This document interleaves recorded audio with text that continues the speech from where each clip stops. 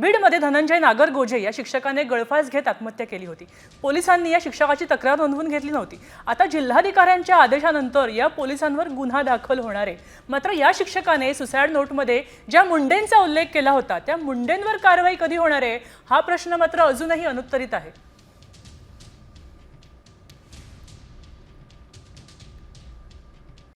Comscore नुसार आता isakal.com आहे देशातील नंबर 1 ची मराठी न्यूज वेबसाईट। प्रत्येक अपडेटसाठी isakal.com ला नक्की भेट द्या। बीडमध्ये धनंजय नागरगोजे या शिक्षकाने गळफास घेत आत्महत्या केली होती। पोलिसांनी या शिक्षकाची तक्रार नोंदवून घेतली नव्हती। आता जिल्हाधिकाऱ्यांच्या आदेशानंतर या पोलिसांवर गुन्हा दाखल होणार आहे।